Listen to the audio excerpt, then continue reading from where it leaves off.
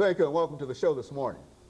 The topic this morning is spiritual awakening, and we're fortunate to have with us to talk about spiritual awakening the Reverend Dr. AArthur, who is the pastor of the Word of Life Christian Center located in Nashville, Tennessee. And of course, Dr. Arthur, let me welcome you to the show this morning. Thank you. And to tell you how delighted we are to have you, and especially to think in terms of the topic that we're going to deal with this morning, spiritual awakening, because I think it has been demonstrated that, especially since September the 11th, that there has been an increase in spiritual activities among many segments of society, and et cetera. And we want to explore that this morning. But before we get into that, Dr. Arthur, let's have you to talk about your background, your education, and some of the information that was important in terms of your life and eventually leading you to the pastor of the Word of Life Christian Center, after which we will talk about something about spiritual awakening. You can define that, and then we'll get into the show for today. Thank you, Dr. Haney, for inviting me. And I'm originally from Ghana, West Africa. I was born there, went to high school there, and then came to the United States, to University of New Orleans, did my undergraduate work in political science, and from there went into Ohio State University in Columbus, Ohio, for my master's and PhD in international politics. After which I was invited for an interview at Tennessee State University, which happened to be then my first job in my career, where I worked for 8 years, and then from there to Austin Peay State University for another year, and then to Fisk, where I ended up staying there for 10 years, during which I was appointed as the executive assistant to the president of the university, and thereby had some responsibilities for administration, along with my professorial duties. And then, but in between all of that, came a time when I had a call of the God that I serve to the living God. And in 1989, it really coincided my time of work at Fisk University. And so then I began this ministry, a church in my home, and gradually grew to the point where now we are on Clarksville Highway. We call it a church on a hill right next to Kruger, called Word of Life Christian Center. It used to be directly across the Lowriders church, not church, Lowriders Club, Lord have mercy, Lowriders Club. So we've been there for 2 years now, and we believe in God for more work in the community and having an impact in this city for the Lord.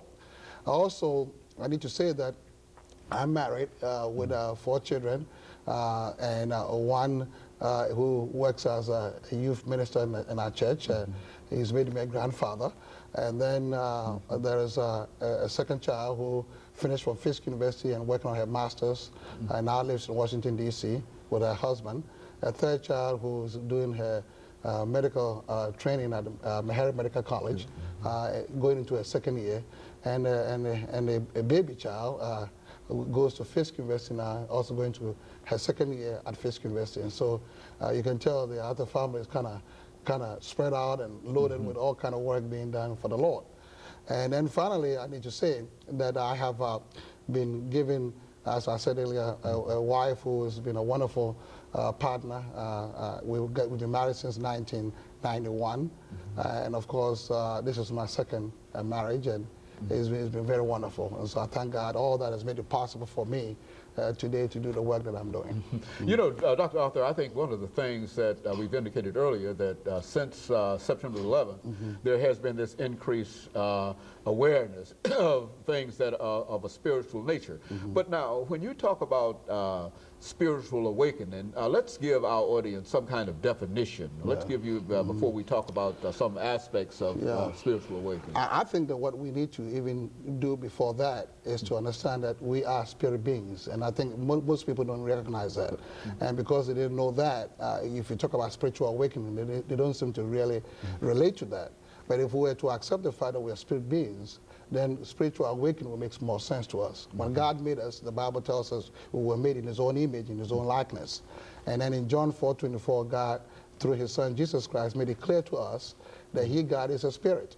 And as a spirit, if I was made in the image of God, then that makes me also a spirit.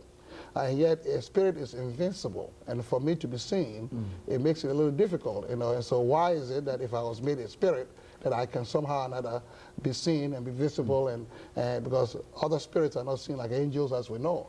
But what God did was that he made this earth for man, and in this three-dimensional planet that we live on, that it became necessary for us to be put into a body, an earth suit we call it, which is a body that we carry. And most people think that we are bodies and minds, and that's all. But the root of man is a spirit, and that we are spirit beings. And therefore, when we talk about spiritual awakening, it is a recognition of recognizing and becoming aware of who you are, and awakening to the fact that you are a spirit being, and thereby looking into the things of the spirit as being more primary and more principal than, if you may, physical or mental things that we've. Now, you and I haven't been trained in academia over the years, and I had the pleasure of working with you at Tennessee State University for a while, and we're all involved in intellectual exercise and all that, and there's a place for that, no question about it. But ultimately, we have to go to the roots of man, and that root of man is the spirit. And therefore, spiritual awakening is recognizing the fact that you are a spirit, and thereby learning from then on what you're supposed to do as a spirit being. And that's something that I'm here to talk about today. You know, a person who is not aware of being a spirit, that is not aware of the invisible part of himself or herself, cannot be spiritually, must be spiritually awakened in order to be aware. Is that what we're saying? That's what we're saying. That's what we have to come to the recognition that, because sometimes we think that we go to church and we do the things that are religious, and we, in a way, substitute that for that spiritual awakening that is necessary. And so therefore, people often think that, well, I go to church, I'm all right, and so that's fine.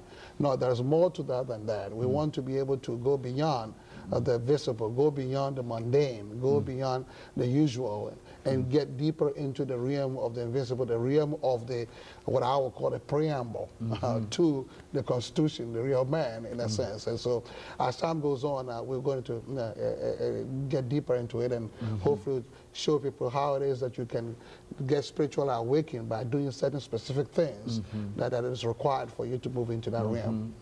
And so there are indications that you see around you every day that folks stand in need for this. And I think that that's the thing that is really sometimes saddens me. There's a certain desire on the part of people to meet this need that they have in themselves, that they recognize that they must be awakened to something.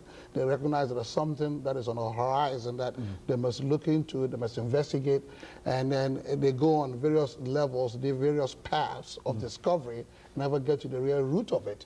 And that's where the problem usually comes, and people often, for that reason, will replace the root of who they are, which is in this case the spirit, with other things such as drugs and you can name it, of things that they are using to substitute for this. But the moment you find out who you are, and therefore then you know that you are tied to the Father of all spirits, which is God, then you want to make sure that you want to do something about it.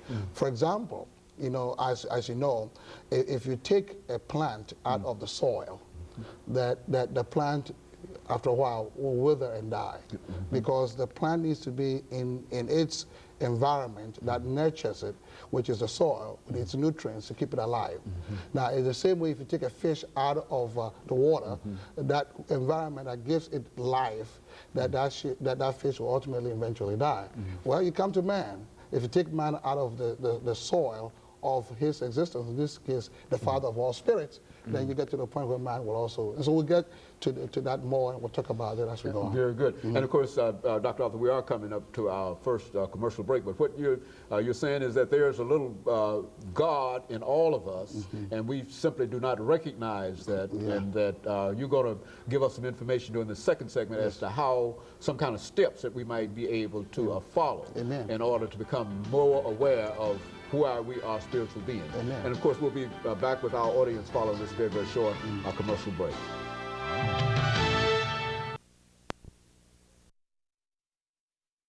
Talking to the Reverend Dr.